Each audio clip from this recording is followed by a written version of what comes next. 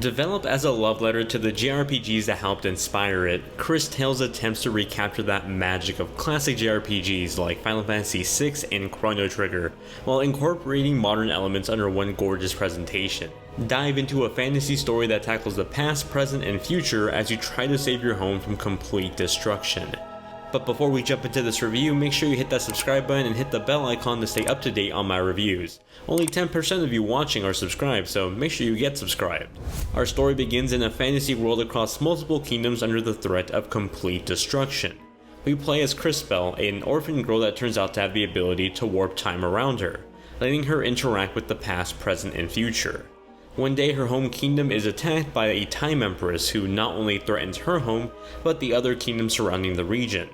With her newly discovered power, she takes it upon herself to set out on stopping this conquest before it ever begins. Along the way, Cristel will recruit other superpowered friends from the other kingdoms in hopes of standing a chance against the oncoming threat. The story is told through cutscenes and voice text dialogues that further progress interactions between characters. While the main quest helps push the main story forward, other side stories and quests further develop our characters and, more importantly, the world around us. Something I thought that was really well done was the use of permanent side quests, at least that's what I'm calling it. These are side quests with consequences depending on if you do them or not. For example, early on in the game you see a man in trouble as wolves are about to attack him.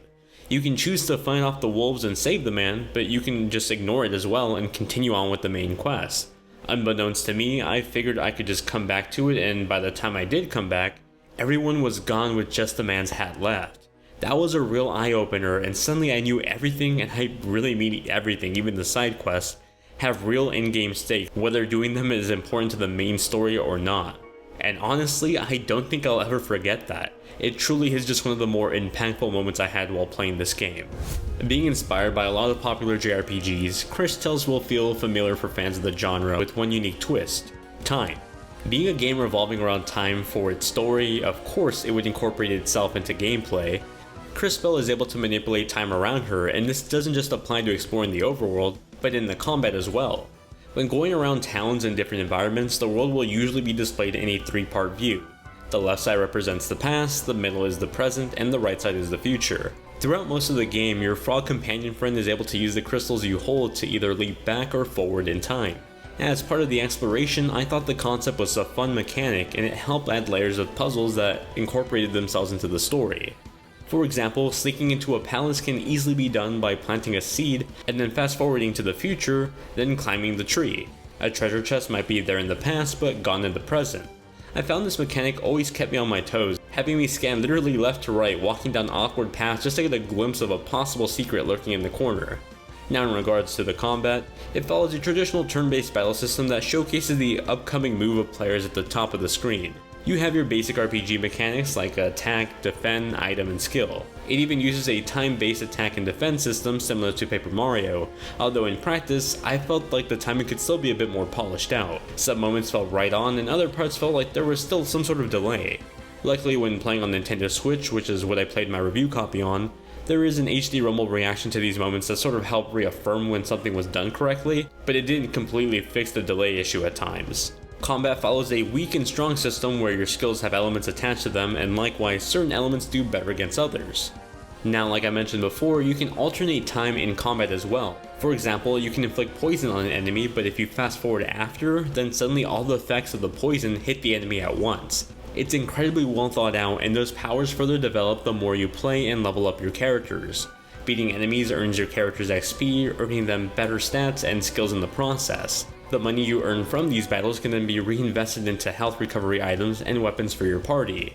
It's an RPG system that synchronizes well between each other, helping flow elements from one to another, and it's something the game truly requires the player to learn, as the early hours of Cris Tales can be a challenge for anyone not paying attention or those just not willing to grind. In true JRPG fashion, I found myself having to constantly keep grinding before every boss fight, as without it, I simply never stood a chance against them.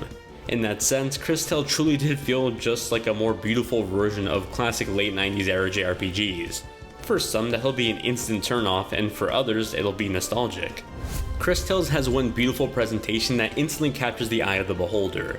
It features a bright and vibrant 2D art style that feels like an animated cartoon come to life.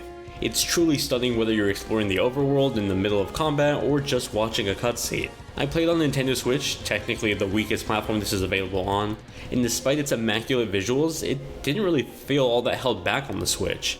Cris Tales runs at what looks like a 1080p 30 frames per second in dock mode and 720p 30 FPS in handheld mode. The performance isn't entirely rock solid, as some moments like the entrance of the second area do struggle and dip into the low 20 frames per second for a few seconds. Usually those dips are pretty quick and far between, but what did stand out was the resolution drop in cutscenes and the loading times. Now, while in actual gameplay the resolution seemed locked, but for some reason the cutscenes did dip down to what looked more like a 720p resolution in dock mode. Perhaps it's because these scenes weren't pre-rendered, but if so, it seems like such an odd choice. The time it takes to come back after a game over and just jumping into a random encounter felt extra long for some reason. Furthermore, the ability to capture screenshots and videos directly on the Switch was blocked. Another odd revelation. While I can't speak for the performance on other platforms since I only played the Switch one for my review, outside of the interesting design choices, I was pretty shocked to see something so beautiful looking on the platform. As a long-form JRPG on the go, it felt right at home. Cris Tales features a nice balance between upbeat, positive sounding music and louder, fast-paced tracks that evoke a sense of adrenaline when in the middle of combat. The mix of the two worked well whether I was on an expedition through a forest or fighting in the middle of a burning down farm. Outside of the music, there's some solid voice work from the cast here, doing a good job of capturing the varying personalities from the several kingdoms.